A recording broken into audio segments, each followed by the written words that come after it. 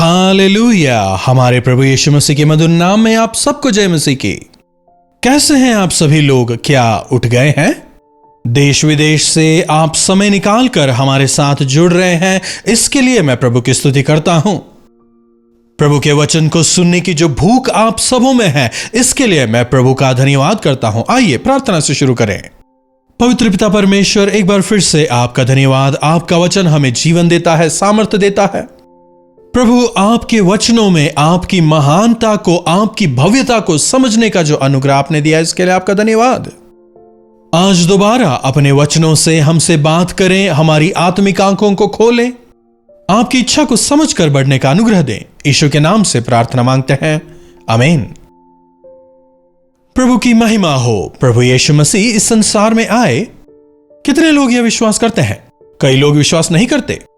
जी हां, इतने सारे ऐतिहासिक प्रमाणों के होने के बावजूद, भविष्यवाणियों के पूरे होने के बावजूद, कई सारे लोगों के प्रभु के द्वारा चंगाई पाने के बावजूद, प्रभु के जरिए भलाइयों को अपने जीवन में अनुभव करने के बावजूद, अब भी कई लोगों ने अपने हृदयों को कठोर किया है।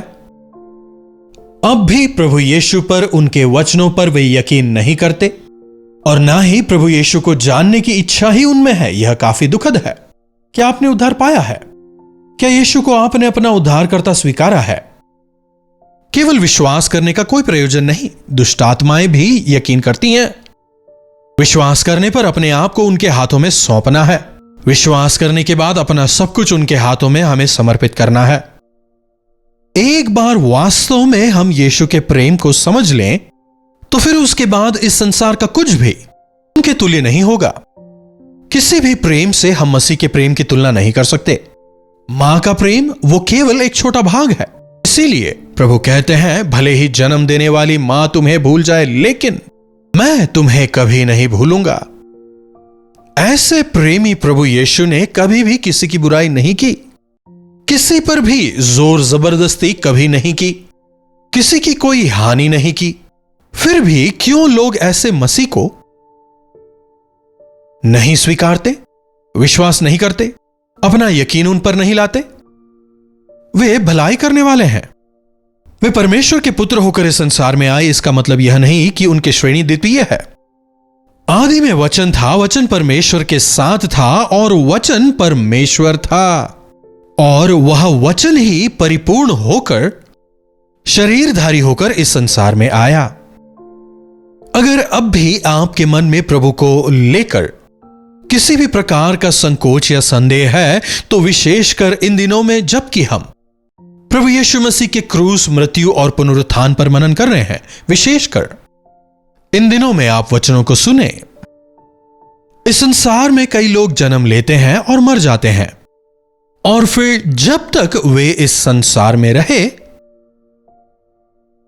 शायद उन्होंने कई अच्छे कार्य किए, शायद कई महान कार्य किए, कई सारी चीजों को उन्होंने अपने जीवन में हासिल किया। शायद उन्होंने देशों की स्थापना की, शायद उन्होंने मतों के विश्वास की स्थापना की। लेकिन एक समय आया, अंततः उन्हें मृत्यु का सामना करना ही पड़ा। उनके जीवन का अंत हुआ। पर बात जब प्रभु यीशु मसीह की आती है, उनका जन्म ही एक आश्चर्य था। उनका जन्म सामान्य नहीं था, वह भविष्यवाणियों की पूर्ति थी। उनके जन्म के करीब 700 साल पहले ही यह भविष्यवाणी की गई थी कि एक कुंवारी गर्भवती होगी, एक पुत्र जनेगी जिसका नाम यीशु रखा जाएगा। यीशु मसीह संसार में क्यों आए? अगर पूछें, उद्धार देने के लिए आए, मनुष्य जाति को छुड़ाने के लिए आए। शायद आप में से कुछ लोग पूछें, हमें छुड़ाने की क्या जरूरत? हम थोड़ी किसी बंधन में हैं, हम थोड़ी जकड़े हुए हैं। क्या आप नहीं जानते? हां, हम जकड़े हुए हैं, हम बंधनों में हैं, हम पाप के बंधन में बंधे हैं। कई लोगों को यह नहीं पता। हर रोज, दिन प्रतिदिन हम नाश की ओर बढ़ते जा रहे हैं। क्या नहीं जानते? इस संसार में मनुष्य के रूप में पैदा होकर जीना हर रोज एक चुनौती है कि नहीं? बिना शांति और समाधान के हम इस संसार में जी रहे हैं। विशेषकर मृत्यु के बाद हमारा क्या होगा, किसी के पास भी प्रामाणिक तौर पर इसका उत्तर नहीं है। कई लोग ऐसा सोचते हैं, मृत्यु के बाद चाहे कुछ भी हो, हमें क्या फर्क पड़ता है, मृत्यु के बाद जीवन है। विश्वास नहीं करते। मन मर्जी अनुसार जब इस संसार में रहते हैं, जीवन बिताते हैं और लगता है कि स्वर्ग चले जाएंगे। इस संसार में जिस प्रकार से हम जीवन बिताएंगे वही यह निर्धारित करेगा कि हम स्वर्ग जाएंगे या नरक। लेकिन जब हम प्रभु यीशु मसीह पर अपने विश्वास को लाते हैं, जब हम अपने पापों का अंगीकार कर प्रभु यीशु को अपने जीवन में स्वीकारते हैं, उन्हें अपना प्रभु मानते हैं और उनके वचन के अनुसार जीवन बिताते हैं, तो ना केवल इस संसार में हमें एक परिपूर्ण जीवन देने के लिए, बल्कि इस संसार के बाद भी, मृत्यु के बाद भी हमें अनंत जीवन देने के लिए, अपने राज्य का भागी बनाने के लिए प्रभु यीशु मसीह संसार में आए। प्रभु यीशु मसीह के जन्म के पहले ही उनके जन्म को लेकर कई सारी भविष्यवाणियां हुई थीं। उसी प्रकार उनके मृत्यु को लेकर भी कई भविष्यवाणियां थीं। उतना ही नहीं, उनके इस पृथ्वी पर जीवित रहने के दौरान वे क्या कुछ करेंगे इस विषय पर भी कई सारी भविष्यवाणियों को हम देखते हैं। वे लोगों को छुड़ाएंगे, वे गिरे हुओं को उठाएंगे, वे दुखियारों को शांति देंगे, बंधनों में पड़े हुओं को छुड़ाएंगे। इस प्रकार से कई सारी भविष्यवाणियां जो उनके विषय में की गईं, अक्षरोक्षर वे पूरी हुई। क्यों ना एक वचन हम देखें, लूका रचित सुसमाचार 5वां अध्याय उसकी 31वीं आयत से। यीशु ने उनको उत्तर दिया कि वैद्य भले चंगों के लिए नहीं परंतु बीमारों के लिए आवश्यक है। मैं धर्मियों को नहीं परंतु पापियों को मन फिराने के लिए बुलाने आया हूं। डॉक्टर की आवश्यकता किसे है बताइए? जब हम ठीक ठाक होते हैं तो क्या डॉक्टर के पास जाते हैं? जब हम स्वस्थ हैं तब क्या अस्पताल वगैरह जाते हैं, दवाइयां वगैरह खाते हैं? जब बीमार होते हैं तभी जाते हैं ना। जब हम बीमार होते हैं तब अस्पताल जाते हैं और वहां निपुण डॉक्टर्स हैं, इसीलिए वे हमारे लक्षणों को देखकर समझते हैं और हमारा इलाज करते हैं। लेकिन कुछ लोग सही डॉक्टरों के पास नहीं जाते, सही दवाइयां नहीं लेते, खुद को जितना पता है उतने से अपना इलाज करके ये दवाई लेके वो दवाई लेके पहले से भी बदतर अवस्था में पहुंच जाते हैं। प्रभु यीशु मसीह इस संसार में रोगियों को चंगा करने आए, जो जरूरतमंद है उनके लिए आए, पापियों को बचाने आए, धर्मियों के लिए नहीं। रोग या बीमारी जो है वो हमारे शरीर को बर्बाद करता है और पाप हमारी आत्मा को बर्बाद करता है। पाप क्या सफेद है या लाल है या काला है या पीला है? अगर कोई पूछे तो शायद उसका जवाब ना हो, क्योंकि पाप जो हैं वे कई सारे विभिन्न प्रकार के होते हैं और उन पापों के जो प्रभाव हैं, परिणाम हैं, वे भी जीवन में कई विभिन्न प्रकार से पड़ते हैं। पाप के प्रकार की अगर बात करें तो झूठ बोलना, चोरी करना, व्यभिचार करना, कामों की इच्छाएं, डाह, घमंड, यह सब कुछ पाप के विभिन्न प्रकार ही हैं। और ये तमाम चीजें, तमाम पाप जो हैं हमें प्रभावित करती हैं। यीशु कहते हैं, मैं पापियों को खोजकर उनका उद्धार करने आया हूं। वचन हमें बताता है सब ने पाप किया है और पाप की वजह से सब परमेश्वर की महिमा से रहित है। भले ही अगर किसी को यह लगता है कि वे एक अच्छा जीवन बिताते हैं, धर्म के कार्य करते हैं और इसीलिए वे धर्मी हैं, लेकिन वचन कहता है कि बिना यीशु मसीह के नाम के और बिना यीशु मसीह के लहू के उद्धार नहीं है।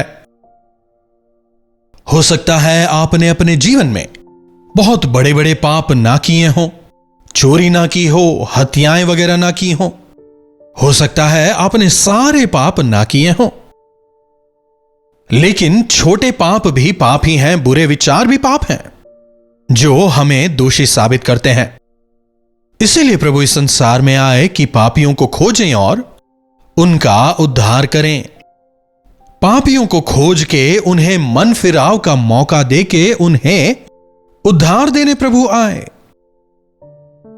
मान लीजिए कोई व्यक्ति जो है वो कर्ज में है और अगर हम उसे पैसे दे दें तो क्या उसका कर्ज खत्म हो जाएगा? मान लीजिए अगर हम उसका सारा कर्ज चुका दें तो क्या उसकी पूरी जिंदगी ठीक हो जाएगी? बिना मेहनत के कर्ज खत्म हो जाए तो वो उसकी आदत बन जाएगी।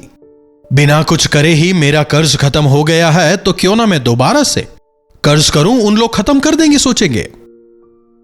देखिए, अगर इंसान पाप से बचना चाहता है तो वो इंसान से संभव नहीं है। ना आप अपने आप को पवित्र कर सकते हैं, ना ही कोई दूसरा इंसान आपको पवित्र कर सकता है। आपके हृदय को बदलना होगा।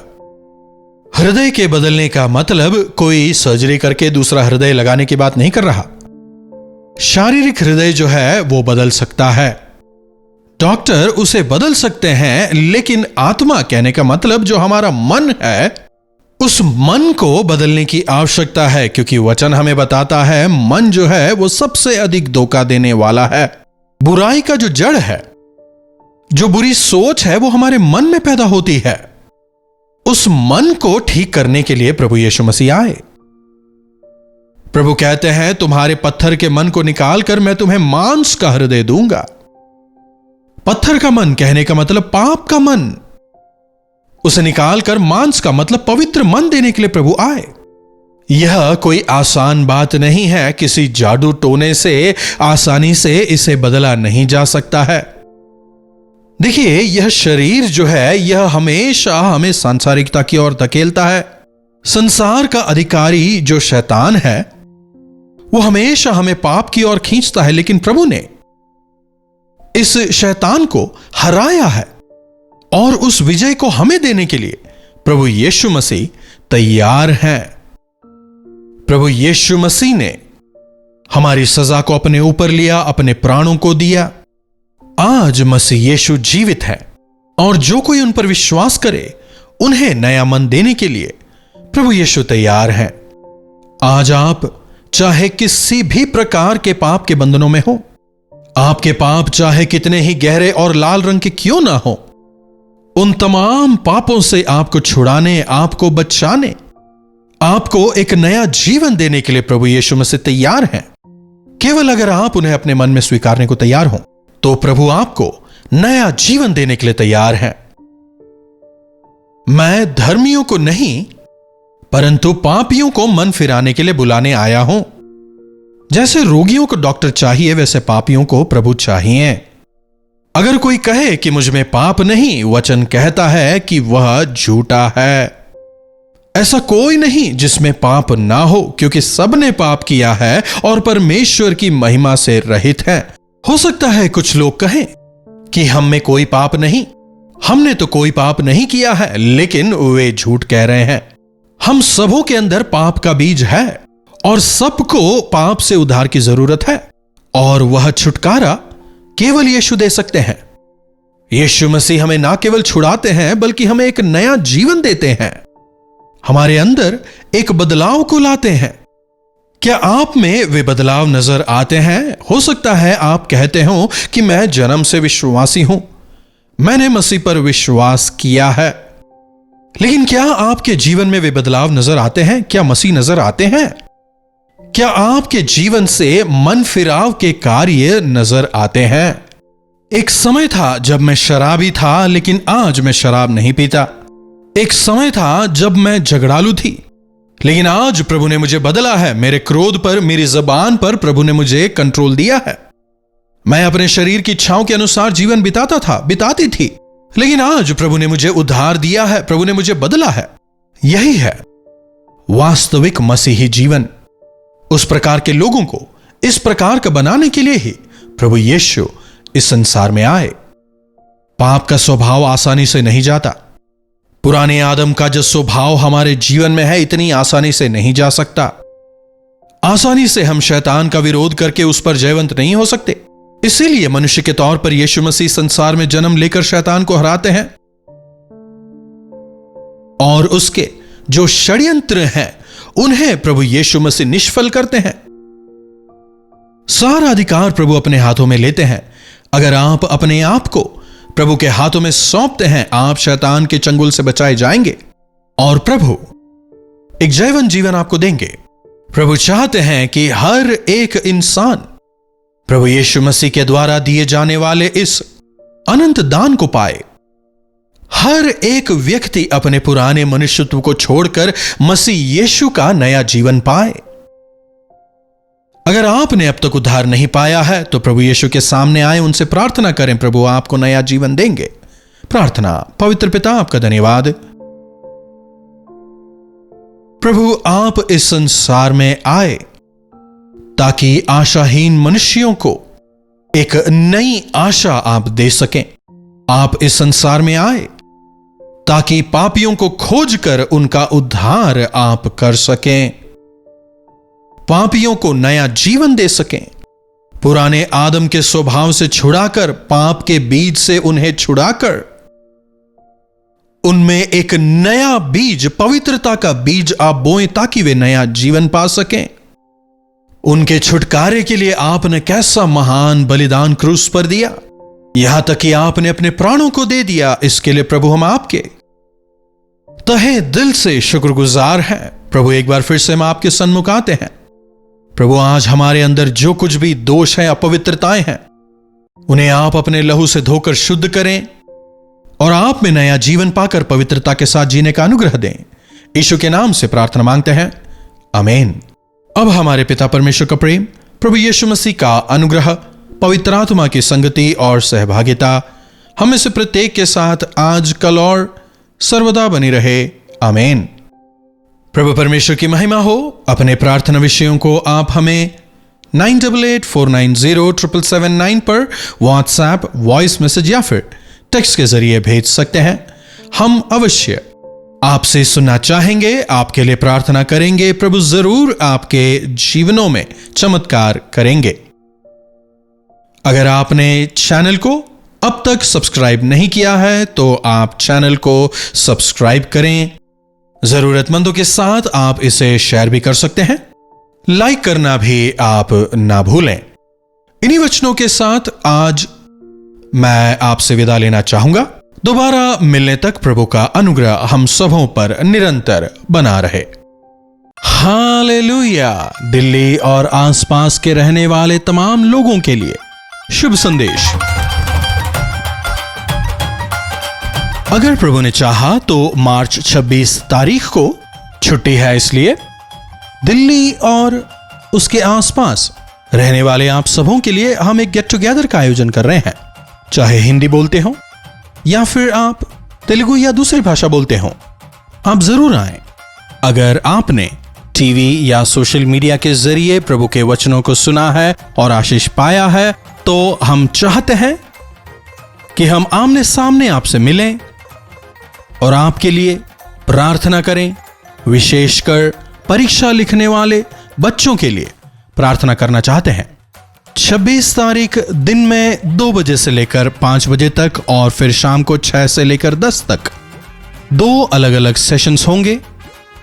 पता नोट कर लें, YWCA Constantia hall, gate number 1, Gurudwara Bangla Sahib, Ashok road, Delhi. अगर आप अधिक जानकारी चाहते हैं तो इस QR कोड को आप स्कैन कर सकते हैं या फिर आप 8939393939 नंबर पर व्हाट्सएप या कॉल भी कर सकते हैं। मुझे यकीन है आप जरूर आएंगे। हम सब मिलकर प्रभु से सुनेंगे, संगति करेंगे, प्रार्थना करेंगे और मिलकर प्रभु में बढ़ेंगे और एक नई बेधारी का अनुभव करेंगे।